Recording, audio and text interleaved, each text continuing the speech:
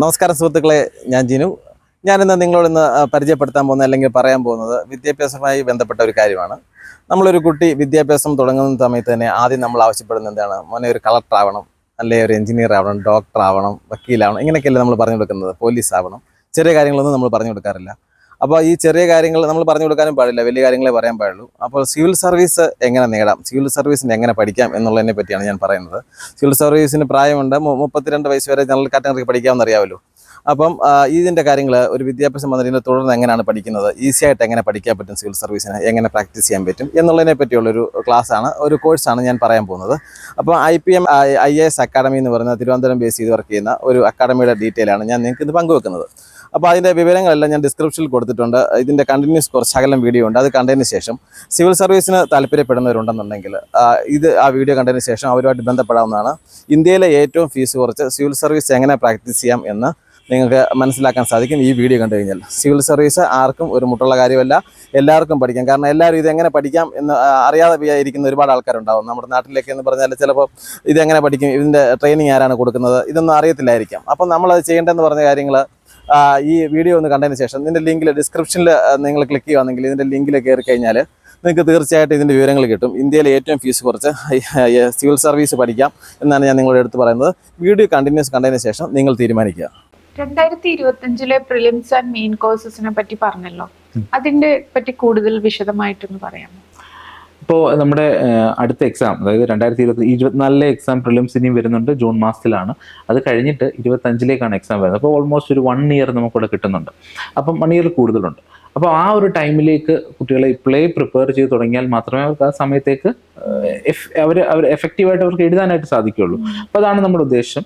അപ്പോൾ നമ്മുടെ കോഴ്സ് ഉണ്ട്. ആ കോഴ്സിൻ്റെ പ്രൈസിംഗ് ആണ് ഞാൻ പറഞ്ഞത്, നേരത്തെ പറഞ്ഞിരുന്നു, അതിനെപ്പറ്റി ഡിസ്കസ് ചെയ്തിരുന്നു. എന്നാൽ അതിൻ്റെ ഉള്ളിൽ എന്താണുള്ളതെന്ന് ഞാൻ പറയാം. ഒന്ന്, നമുക്ക് സിവിൽ സർവീസ് എക്സാമിനേഷന് ഒരുപാട് സബ്ജക്റ്റുകൾ പഠിക്കാനുണ്ട്. GS1, general studies 1, general studies 2, general studies 3, അങ്ങനെ ഒരുപാട് സബ്ജക്റ്റുകളുണ്ട്.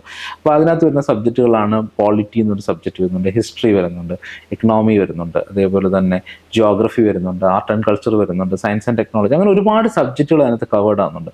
ഈ എല്ലാ സബ്ജക്ട്സിലും നമ്മൾ ടോപ്പിക് സ്പെസിഫിക് ആയിട്ടുള്ള വീഡിയോസ് പ്രൊവൈഡ് ചെയ്യുന്നുണ്ട്. അപ്പോൾ മോർ ദാൻ 1500 വീഡിയോസ് ആണ് നമ്മുടെ ഈ ഒരു കോഴ്സിനകത്തുള്ളത്. എന്ന് വെച്ച് കഴിഞ്ഞാൽ ടോപ്പിക് സ്പെസിഫിക് ആണ്. അപ്പം ഇപ്പോൾ നിങ്ങൾക്ക് പഠിക്കേണ്ട ഇൻഡസ് വാലി സിവിലൈസേഷൻ്റെ ആർക്കിടെക്ചർ മാത്രമാണെങ്കിൽ അതിനെപ്പറ്റി മാത്രമായിരിക്കും ആ വീഡിയോ ഉള്ളത്. നിങ്ങൾക്ക് പഠിക്കേണ്ടത് ആർട്ടിക്കിൾ 15 പറ്റി മാത്രമാണെങ്കിൽ ആർട്ടിക്കിൾ 15 പറ്റിയിട്ട് മാത്രമായിരിക്കും വീഡിയോ ഉള്ളത്.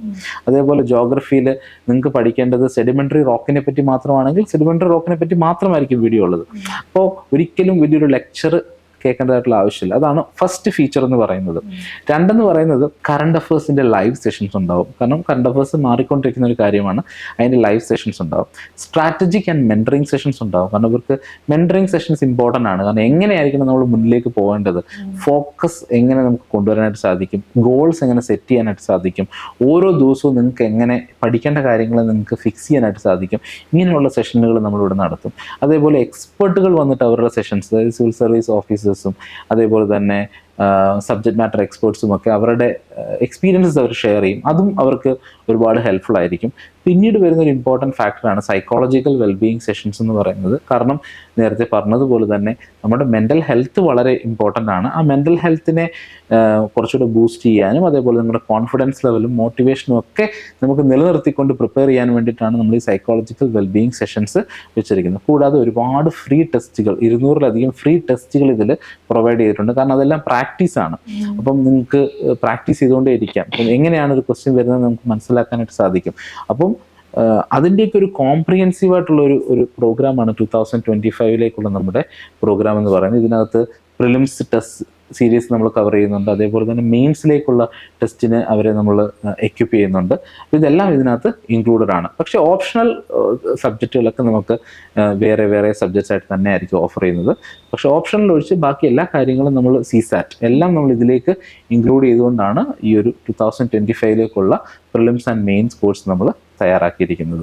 അപ്പോൾ നിങ്ങളുടെ കയ്യിലൊരു മൊബൈൽ ഫോൺ ഉണ്ടെങ്കിൽ നിങ്ങൾ എവിടെയാണെങ്കിലും, നിങ്ങൾ ഏത് സ്ഥലത്താണെങ്കിലും നിങ്ങൾക്ക് പഠിക്കാനായിട്ട് സാധിക്കും. ഇപ്പോൾ നിങ്ങളൊരു സ്റ്റുഡൻ്റ് ആയിക്കോട്ടെ, നിങ്ങളൊരു വർക്കിംഗ് പ്രൊഫഷണൽ ആയിക്കോട്ടെ, നിങ്ങളുടെ കൺവീനിയൻറ്റ് ടൈമിൽ നിങ്ങൾക്ക് പഠിക്കാനായിട്ട് സാധിക്കും. അതാണ് ഇവിടുത്തെ ഏറ്റവും വലിയൊരു അഡ്വാൻറ്റേജ് എന്ന് പറയുന്നത്.